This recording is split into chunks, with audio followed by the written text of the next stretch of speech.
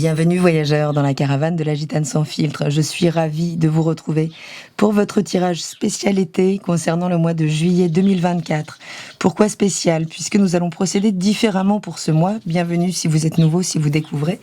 Nous allons donc aller voir quelle sera l'énergie principale de ce mois de juillet. Et ensuite, nous allons étudier les différents secteurs de vie, les différentes maisons astrologiques, si vous êtes habitué au terme. Donc, pour lesquels nous étudierons à chaque fois l'énergie d'arrivée et de sortie du mois, l'événement et le conseil. Je vous remercie pour vos messages, pour vos abonnements, pour vos likes. N'hésitez pas à activer la cloche puisque je vais poster durant l'été sans doute d'autres tirages, peut-être spécifiques, sentimentaux et peut-être même poster un nouveau jeu concours puisqu'apparemment ça vous a plu et vous m'envoyez ravi. Donc je vous retrouve tout de suite pour la lecture des énergies de ce mois de juillet. Bienvenue, chers amis du signe du Poisson. Alors découvrons ensemble ce que vous réserve ce mois de juillet, d'abord avec la maison 1, qui nous parle de la personnalité, de l'énergie avec laquelle on se présente au monde. Et vous démarrez ce mois de juillet par la reine d'épée. Bon, alors, vous incarnez quoi? Le discernement. Vous êtes à même de trancher sur ce qui vous convient, ce qui vous convient pas, mais attention, vigilance, parce que le mot peut être assez acerbe, le mot peut être tranchant et la manière de penser un peu radicale. La reine, elle fait corps avec son élément. Ici, on fait corps avec son système de pensée et avec ce que l'on communique. Donc, à condition de prendre quand même en compte, j'ai envie de dire, un minimum l'émotionnel de l'autre. Et en fin de mois, vous êtes sans doute face à un choix. C'est-à-dire que vous vous réouvrez au monde. C'est comme s'il y avait les prémices de volonté de s'ouvrir à plus grand, plus large, de s'ouvrir à de nouvelles possibilités sans forcément trancher. Vous ne trancherez pas pendant le mois de juillet, mais vous évaluerez peut-être pendant ce mois de nouvelles possibilités. Alors soit vous serez à même, puisqu'il y a quelque chose de l'ordre de la ruse dans l'environnement. Alors soit c'est vous qui êtes rusé, on vous la fait pas, et ça pourrait être l'énergie de cette reine d'épée, qui, je vous parlais de discernement, qui justement sent très bien quand on essaye de la lui faire à l'envers, mais ça pourrait être dans votre entourage. Il pourrait y avoir de la ruse, des personnes qui ne se montrent pas réellement dans ce qu'elles sont authentiquement. Et le conseil, c'est de faire une pause. De faire une pause, de toute façon, c'est un mois qui sera utile donc pour évaluer les choses, pour les jauger plutôt que pour les juger, avant de prendre une décision. Mais ça pourrait être un choix entre deux partenaires amoureux, sachant qu'il pourrait y en avoir un des deux qui n'est pas exactement celui que l'on croit qu'il est, auquel cas, est-ce que vous ne pourriez pas faire une pause avant de prendre des décisions. Donc si on attend de vous que vous tranchiez là, en ce début de mois, on vous dit juste pas trop vite. Évaluez, prenez le temps d'évaluer les choses en douceur. La maison 2 vous parle de vos valeurs financières, matérielles, mais également des valeurs derrière lesquelles vous vous retrouvez ou vous vous qualifiez. Et vous êtes the winner. Puisque ce mois-ci, si vous étiez dans des décisions, dans des placements, des choses qui pouvaient être un petit peu conflictuelles, eh bien, non seulement elles se résolvent au niveau matériel, mais en plus, vous sortez particulièrement victorieux. Donc, c'est plutôt pas mal. Et en fin de mois, il y a carrément des nouvelles possibilités. Il y a possibilité aussi de réactualiser son émotionnel. En tout cas, de s'ouvrir. Il y a l'idée de l'ouverture du cœur. Alors peut-être parce que vous êtes victorieux dans une situation donc concernant ce que vous possédez ou tout simplement ce que vous valez et que vous pouvez en fait vous baser là-dessus pour vous revaloriser, revoir votre estime de vous et en tout cas avec cette sécurité, vous réouvrir au champ des possibles émotionnels. Surtout qu'il pourrait y avoir quand même quelques pinaillements. C'est pour ça qu'il y a une victoire. Si vous êtes dans un contexte d'héritage, si vous êtes dans un contexte là d'achat, d'investissement, on pourrait en gros ne pas vous la faire si facile, puisqu'on pourrait essayer de récupérer un petit peu des miettes. L'idée, c'est de la jouer collective. de trouver finalement cette juste place entre sortir victorieux de l'histoire, mais rester ouvert quand même à l'écoute émotionnelle de ce qui se passe en face de vous, des gens qui peuvent essayer de venir vous tirer quelque chose. Ne soyez peut-être pas radicaux dans le fait de dire non, je suis victorieux, donc la victoire me revient. Il y a l'idée de réinjecter aussi quelque part dans le collectif. La maison 3 vous parle de la fratrie, des frères et sœurs, de vos voisins, de votre environnement de proximité, également de formation ou d'apprentissage de courte durée. Et en début de mois, vous êtes dans un rapport de force. Est-ce que c'est dans un rapport de force au sein de la fratrie, si vous avez des frères et sœurs?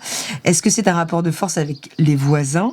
Est-ce que c'est un rapport de force, donc si vous avez commencé là un nouvel apprentissage ou si vous êtes vous-même formateur, vous pourriez devoir lutter avec des émotions assez fortes intérieurement.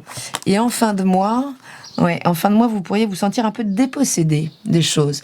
Donc s'il y a des partages là avec les voisins sur des projets ou autres, que ce soit avec donc la fratrie, eh bien vous allez lutter un temps et quel que soit l'ici, peut-être vous sentir un peu dépossédé de ce qui vous revient.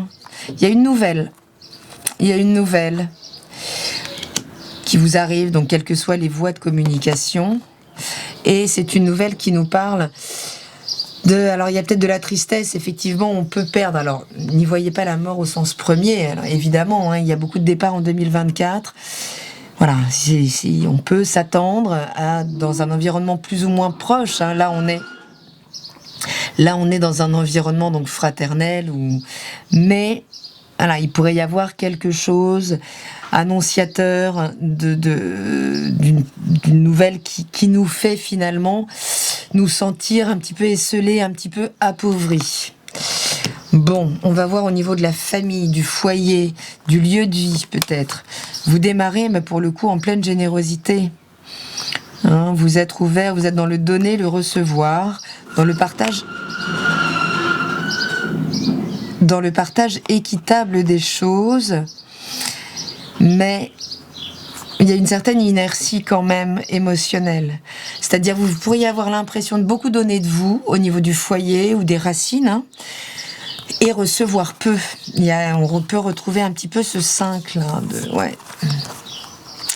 Donc soit il y a des responsabilités trop lourdes, soit il y a une inertie par rapport à une parentalité, une autorité trop forte, là qui finalement vous étouffe peut-être un petit peu. Ça peut être au sein de la relation aussi, où vous portez trop. Vous êtes peut-être la structure de ce couple, de cette formation, mais ça pourrait vous peser un peu.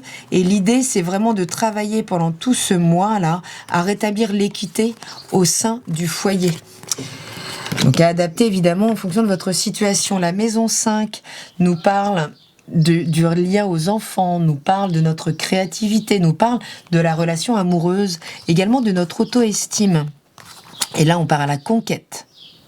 On part à la conquête des choses, de nos désirs. Donc il pourrait y avoir des possibilités de vivre une relation amoureuse ou de démarrer une relation amoureuse. Est-ce que vous venez de démarrer une relation amoureuse et là vous ouvrez le champ des possibles, c'est-à-dire que cette relation peut vous permettre de nourrir des projets en commun ou autre. En tout cas, ça élargit vos perspectives, mais ça peut être en lien à vos enfants ou à votre créativité.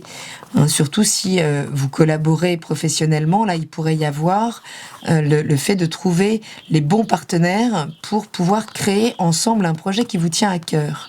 Et je parle de cœur, on a la force. On retrouve ce rapport de force quand même.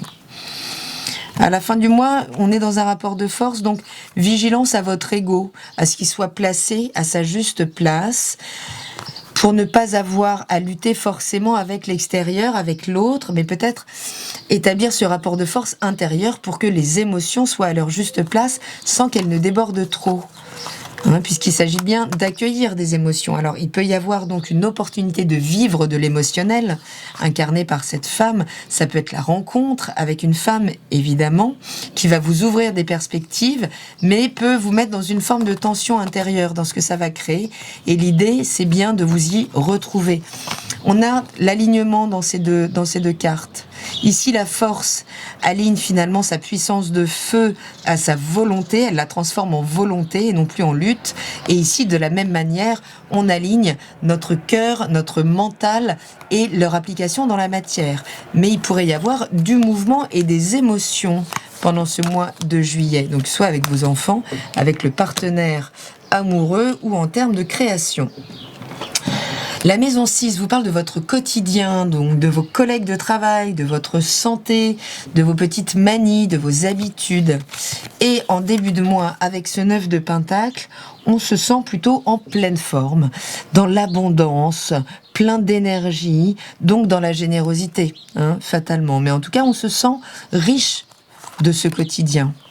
Et vous voyez, on a quand même vraiment cette dynamique, puisque si on est dans l'idée d'enrichir nos valeurs aussi, pour avoir un quotidien plus faste, j'ai envie de dire, eh bien, vous allez vous y mettre le cœur à l'ouvrage. Là, vous pourriez déployer des projets professionnels, vraiment pousser un projet où vous relevez les manches. Mais vigilance, vigilance. Vigilance, ça peut ne pas plaire à tout le monde. Vous pourriez, là, subir de la jalousie, qu'on essaye de vous freiner un peu dans votre élan. Ok, ou qu'on essaye en tout cas de susciter la peur, auquel cas il faudra impérativement travailler sur cette peur pour vous en défaire, voyez. Si vous voulez vivre l'enrichissement personnel à travers le développement personnel ou à travers votre profession, votre métier, eh bien, il va s'agir là de travailler activement sur vos peurs et qui peuvent cette peur qui peut générer une forme d'agressivité en vous. La maison 7 nous parle de la relation, du rapport à l'autre. Donc que ce soit dans la relation émotionnelle, affective ou professionnelle. Et en début de mois, on a de nouvelles idées, de nouvelles propositions. Alors sans forcément de direction encore bien donnée, mais on peut nous parler sur un plan émotionnel aussi de la rencontre avec soit une personne de signe d'air, donc Gémeaux, Balance, Verseau, pas forcément très expérimentée. On nous parle peut-être d'une figure justement assez qui au départ vous consulte pour votre expertise aussi, ou reconnaît votre expertise, mais ça peut vous replacer dans cette posture de découvrant. Donc, nouvelle idée, nouveau système, là, qui pourrait se mettre en place, en tout cas, des opportunités de vivre la relation. Ah bah oui, il y a même une réinitialisation totale en fin de mois de votre relationnel. Puisque le magicien démarre un nouveau cycle. Super. Bon, alors on peut nous parler de vous, là, de savoir ce que vous voulez, d'aller vers l'autre avec une certaine gourmandise, une certaine assurance, mais ça peut être l'autre qui incarne cette personnalité très rassurante et qui fait que vous êtes prêt à initialiser, là, une nouvelle relation. Maintenant que peut-être vous savez davantage ce que vous voulez, ce que vous valez, et que vous êtes davantage capable de l'exprimer, même si c'est nouveau pour vous. Ok. Et on vous dit de lâcher le passé, sans doute, puisque ici on a l'initialisation d'un nouveau cycle, c'est bien pour se faire de lâcher l'ancien. Donc il y a l'idée d'un renouveau quand même dans ce secteur de la relation. La maison 8 nous parle de transmission, donc de partage de richesses à travers l'héritage, à travers les partages des bénéfices, va nous parler de tout ce qui nous est occulté, de ce qu'il y a à transformer dans nos profondeurs.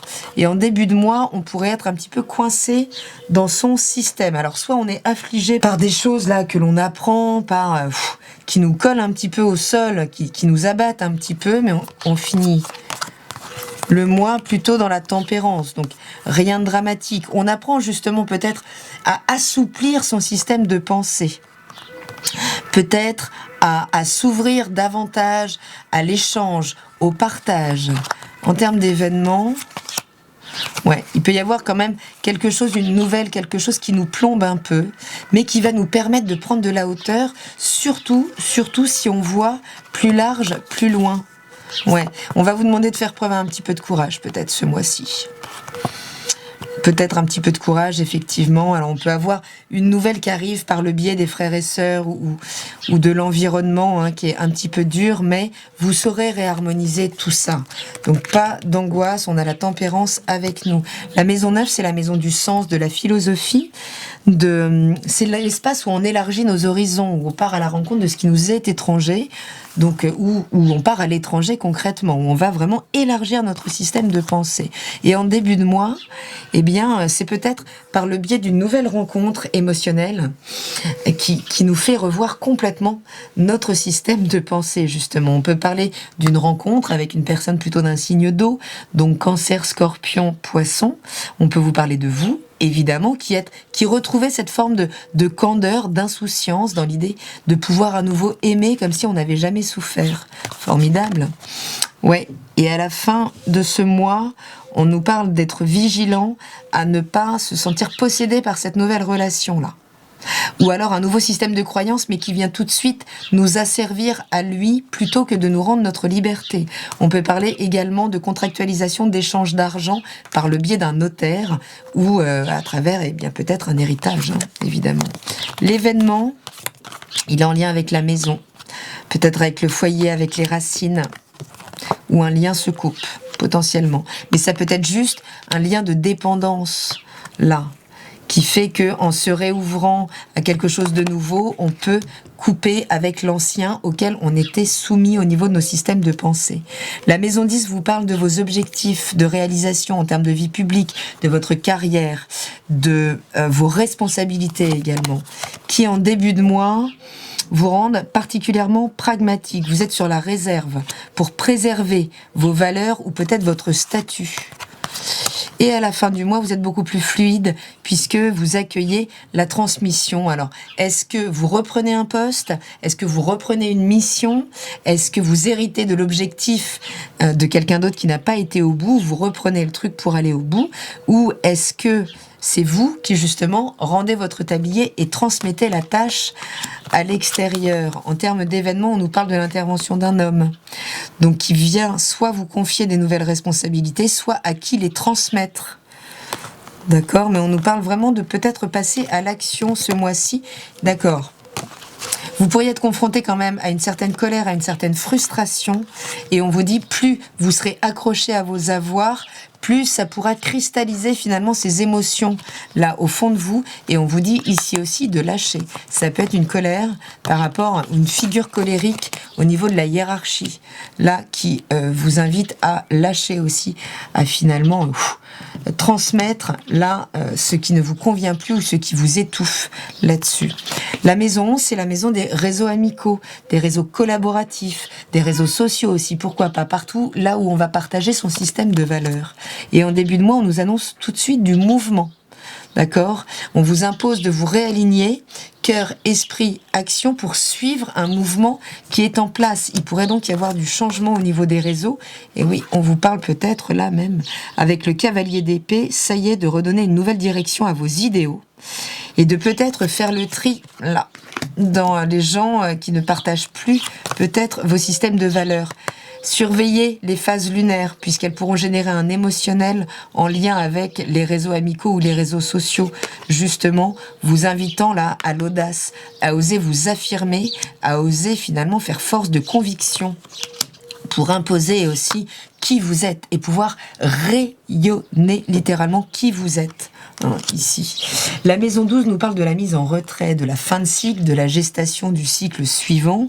Donc c'est cette mise en retrait nécessaire des fois pour aller contacter ce qui nous est plus essentiel.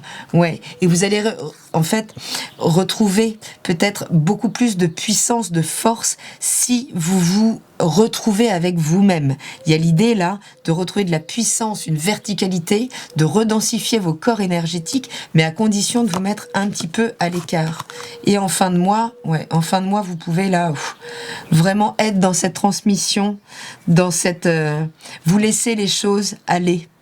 Il y a quelque chose avec ce 10 d'écu de deniers que l'on ne tient pas pour comptant, mais que ce soit les systèmes de valeurs que l'on transmet aux autres, donc à travers une mission ou à nos enfants, ou à travers des valeurs concrètes où on lâche, et effectivement, et on cède, là où on en finit avec une histoire aussi d'héritage, hein, peut-être en maison 12.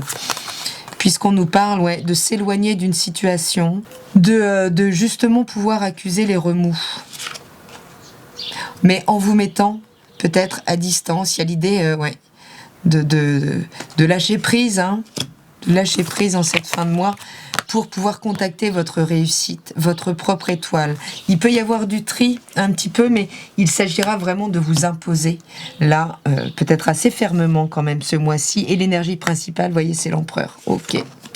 Donc il était bien là, il est en gestation, il est en préparation, vous êtes en train de vous redensifier, reprendre votre pouvoir, il va savoir peut-être vous imposer ce mois-ci, les poissons. Je suis ravie pour vous, c'est un mois quand même plutôt très intéressant qui peut vous amener de belles surprises. Je vous embrasse très fort, restez connectés, je posterai sans doute un tirage sentimental pendant ce mois de juillet. Je vous embrasse, portez-vous au mieux, restaurez votre énergie, n'hésitez pas à vous mettre à l'écart un petit peu pour ce faire. Je vous souhaite donc un très bon mois, je vous dis à très bientôt dans la caravane de la Gitane sans filtre. Salut!